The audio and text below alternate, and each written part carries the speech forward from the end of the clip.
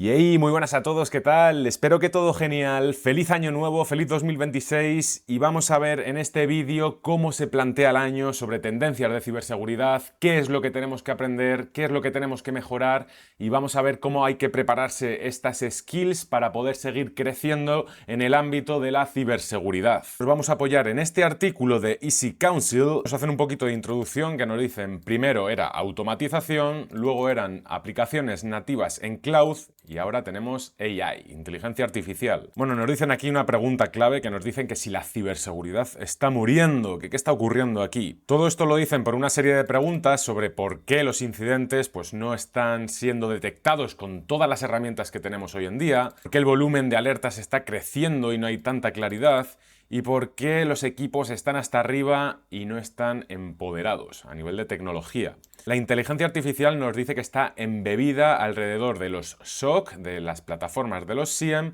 y de los workflows de respuesta de incidentes. Todo esto acelera la detección, reduce el ruido y automatiza tareas repetitivas. A pesar de todos estos avances, automatización e inteligencia artificial, las organizaciones continúan pues, sin poder mitigar el 100% de los ataques. Y los motivos clave que nos dicen estos líderes de seguridad suele ser que la inteligencia artificial no entiende el contexto del negocio, que la inteligencia artificial no se moja en estos temas de riesgos y que la inteligencia artificial no es capaz de explicar por qué algo es importante para una organización.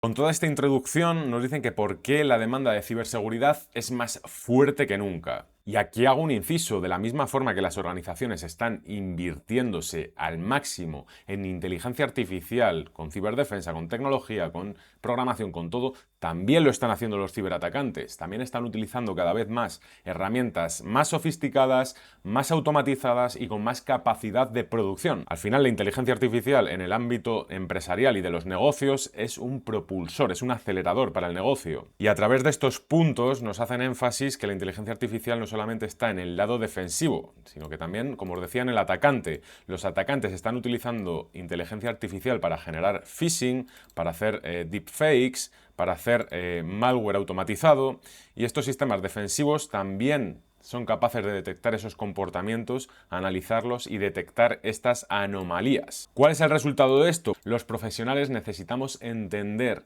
cómo se conduce esta inteligencia artificial en herramientas de seguridad y dónde hay que poner ese juicio humano. Por otro lado, tenemos el tema de infraestructura cloud. De hace unos años atrás está cambiando el paradigma completamente. Ya no existe el hierro, sigue existiendo naturalmente y va a seguir existiendo, pero la tendencia está yendo que todos estos servicios que utilizan las empresas estén enfocados en cloud, en soluciones cloud. Por lo tanto, el skill impact, ¿cuál tiene que ser? Pues orientarnos hacia esas soluciones en la nube, hacia esas soluciones cloud.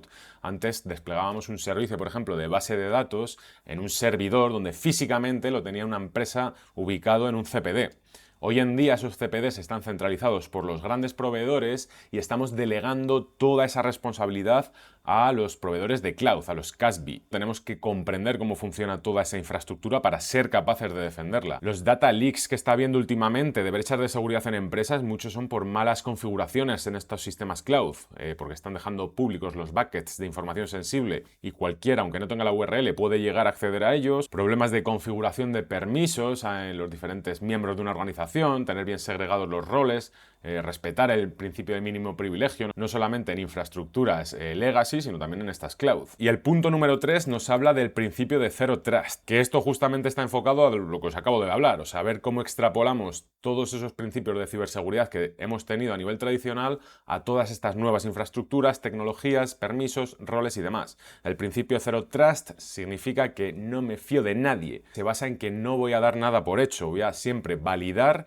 y luego dejar pasar, tanto a nivel de red como de sistemas, como de permisos y demás. Después vemos que nos hablan sobre la automatización de seguridad, los sistemas de XDR y las plataformas SIEM. Un XDR es un Extended Detection and Response, que son plataformas que al final seguramente estén integradas con soluciones SIEM/SOAR.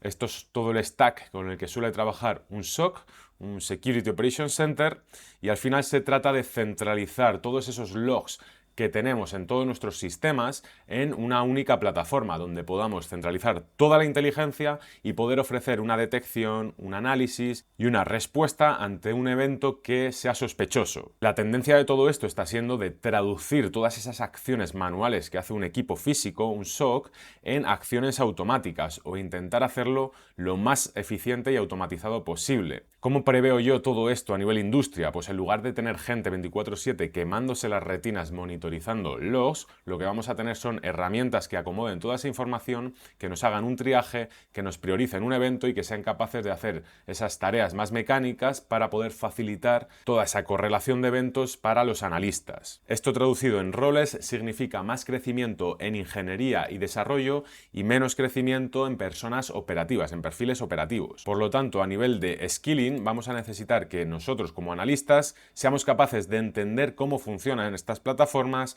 ser capaces de hacer ese fine tuning de las plataformas y conseguir que sean lo más eficientes posibles. ¿Cómo se traduce esto en skills que podemos ir ganando este 2026? Bueno, pues la primera de todas y transversal, absolutamente todo, es el dominio en cloud. Saber cómo funcionan las infraestructuras cloud, tanto a nivel de SaaS como PaaS como IaaS, o sea, en todos los niveles, es crucial. No solamente conocer cómo funcionan los tres proveedores de turno, AWS, Google Cloud, Azure y demás, sino también entender cómo funciona esa conectividad entre aplicaciones y cómo aplicamos el conocimiento de Zero Trust entre aplicaciones que están interconectadas. La segunda habilidad que vamos a tener que profundizar es todo lo relacionado con Threat Detection. Aquí hacen foco en SIEM, pero hay un montón de plataformas alrededor de estas, como por ejemplo los EDRs, el XDR, el SIEM al final es donde se centraliza todo, pero es importante tener conocimiento con cómo funcionan todas estas tecnologías, cómo funciona un EDR, cómo un endpoint envía una telemetría al SIEM y cómo el SIEM la correlaciona con todos los elementos de una empresa. Todas estas herramientas de seguridad que están orientadas a un SOC, a un Security Operations Center, es lo que va a capacitar a tu equipo, a un equipo de ciberseguridad, a poder ofrecer la máxima capacidad posible. El siguiente bloque que nos encontramos es la inteligencia artificial y su comportamiento en ciberseguridad. Aquí nos dicen que no es trascendental construir modelos de inteligencia artificial, pero que sí que es importante saber y entender cómo funcionan. Lo más valorable no es simplemente confiar a ciegas en estos modelos, sino cuestionarlos y tratar de exprimirlos y hacerles el fine-tuning correcto para conseguir el resultado esperado. Ya sabéis que a nivel tendencia hay hasta nuevas profesiones que se enfocan en ingeniería de prompting. Cada vez la inteligencia artificial va a necesitar menos instrucciones por parte de los humanos, va a ser más autónoma en el sentido de que con menos palabras va a ser capaz de comprender cuál es nuestra necesidad real, y eso ya lo estáis viendo con el ChatGPT, por ejemplo.